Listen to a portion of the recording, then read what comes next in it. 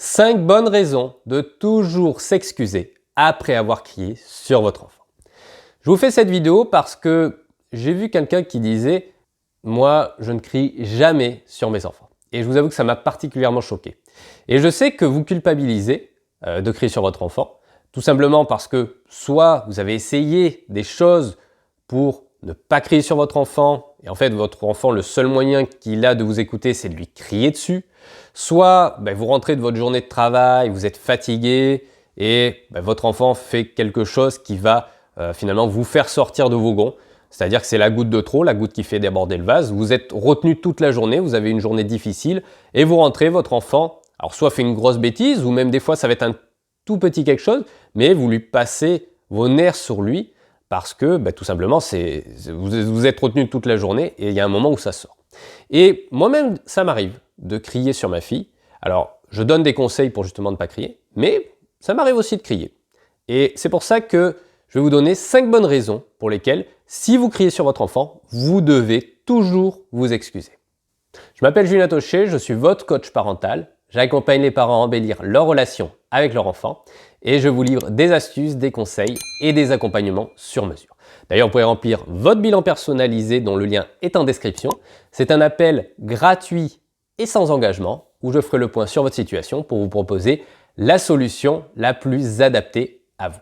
Alors la première bonne raison, ça va être que vous lui montrez l'exemple. L'enfant en fait du mimétisme. L'enfant fait ce que vous faites. Donc si quand vous lui criez dessus, vous vous excusez, l'enfant va avoir tendance à s'excuser s'il crie, s'il tape, s'il fait quelque chose, pas forcément de gentil, il va avoir la démarche, l'attitude de lui aussi s'excuser. Donc ça, c'est la première bonne raison. La deuxième raison, c'est que vous lui montrez que vous aussi, vous pouvez faire des erreurs, que vous aussi, vous n'êtes pas infaillible, vous n'êtes pas un parent parfait, vous faites des erreurs, et donc ça lui montre que lui aussi a le droit d'avoir des moments de faiblesse, il a le droit d'avoir des moments où il peut crier justement, il peut être en colère, et il a le droit, lui aussi, parce qu'il vous voit faire. Il vous voit crier, il vous voit avoir ces moments de faiblesse, entre guillemets, mais derrière vous vous excusez, vous reconnaissez vos torts, vous reconnaissez que vous avez fait une erreur, et vous lui montrez que vous vous êtes trompé et vous le reconnaissez. Et lui aussi va comprendre qu'il a le droit de se tromper, qu'il a le droit de faire des erreurs, et par la suite de pouvoir changer son comportement. La troisième bonne raison, c'est que ça va faire la différence entre un bon et un mauvais parent. Je vais vous expliquer ce que je veux dire derrière cela. Mais on pourrait faire le parallèle avec un parent aimant ou non aimant. En fait, un parent qui arrive à donner de l'amour, à dire je t'aime, à faire un câlin à son enfant, et il y a un autre parent qui peut ne pas y arriver. Mais c'est très réducteur de dire il y en a un qui aime son enfant, l'autre non, il y en a un qui donne de la tendresse. En fait, c'est lié à beaucoup plus de choses, c'est beaucoup plus complexe.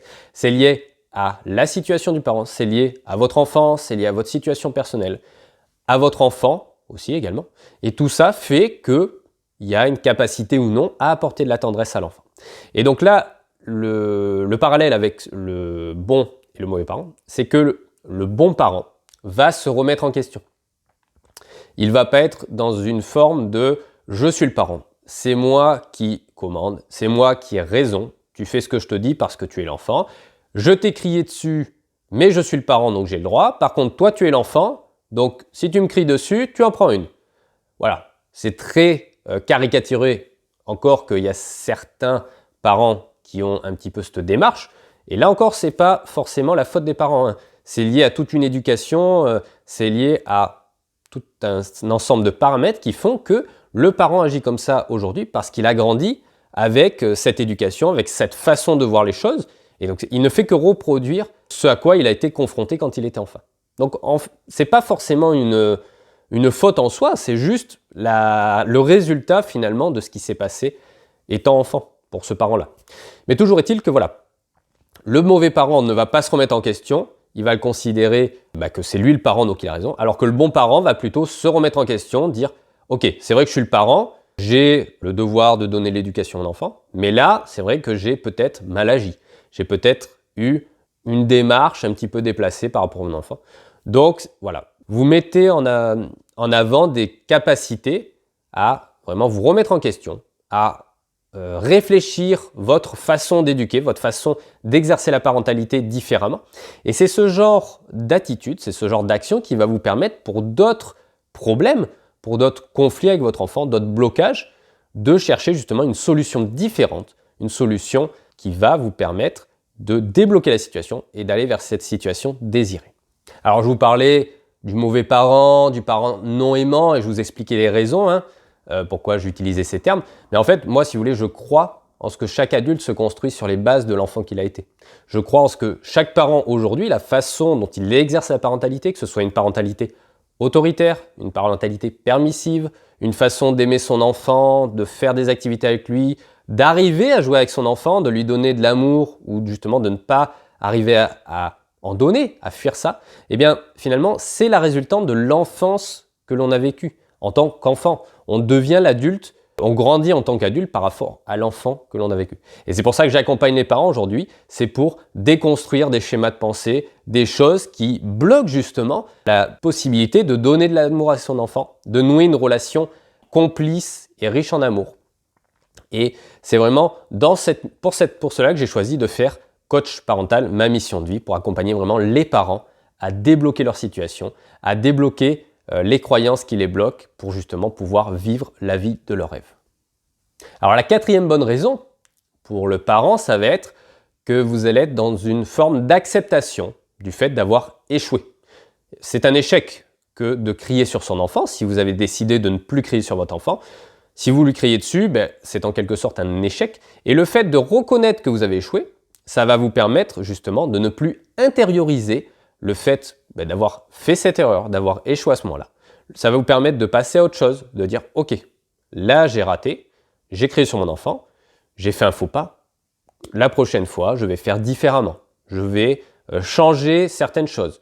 Je prends conscience que là, par rapport à ce que j'ai vécu aujourd'hui, j'ai crié et je vais pouvoir changer des choses. » En fait, vous n'allez plus être dans une forme d'échec, d'avoir échoué, parce que la parentalité positive, la parentalité bienveillante, ce sont des guides, mais on peut interpréter cela comme « je dois toujours faire ça, je dois aller contre, moi par exemple, j'aimerais faire telle chose, mais la parentalité bienveillante me dit que je dois faire ça avec mon enfant. » Et la parentalité bienveillante va vous dire de ne pas crier sur l'enfant, ce qui est tout à fait vrai, mais vous pouvez prendre ça comme un échec de dire « je ressens de la culpabilité, je suis triste parce que j'ai pas réussi à tenir ce que le guide m'a dit de faire, j'ai pas réussi à appliquer à la lettre la parentalité positive, la parentalité bienveillante. » Et en fait, il faut bien comprendre que ce sont des guides et à un moment, vous pouvez avoir des erreurs, sortir du chemin, avoir des erreurs, mais c'est pas pour autant que pris dans la globalité, cette erreur est vraiment minime et l'accepter, vous excuser vous permet à vous-même de dire « Ok, je me suis excusé parce que j'ai échoué, voilà, je me suis excusé » et de passer à autre chose et de vous délester d'un poids de devoir toujours tout contrôler, d'un poids de devoir toujours faire parfaitement comme on vous l'a dit. Voilà.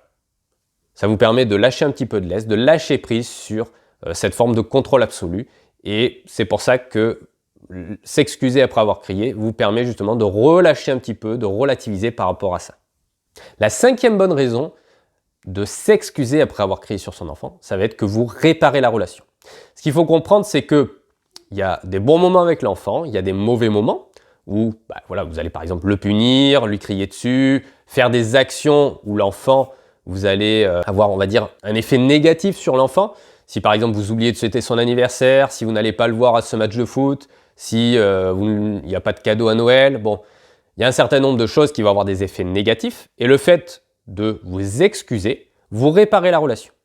En fait, vous allez avoir des moments positifs, des moments négatifs, mais s'il y a trop de moments positifs, plus tard, votre enfant, il va considérer la relation plutôt négativement, il va vouloir se détacher de vous, prendre la distance, il va vouloir ne plus vous parler, il ne vous fait plus confiance, il va vouloir vous mettre à l'écart de sa vie. Le fait de vous excuser permet de réparer cette relation, permet de dire « Écoute, je me suis trompé, j'ai fait une erreur, mais je t'aime, je tiens à toi et je m'excuse pour cela. Je reconnais que j'ai fauté, je reconnais que je suis en tort. » Et c'est une marque d'amour que de s'excuser auprès de quelqu'un, c'est lui dire « Écoute, je mets mon ego de côté, je mets l'image que j'ai de moi, je reconnais que j'ai tort parce que tu es plus important que moi. Notre relation est plus importante que le fait que j'ai raison de t'avoir crié dessus. » Donc ça, c'est vraiment une très bonne raison encore de s'excuser, ça permet de réparer la relation.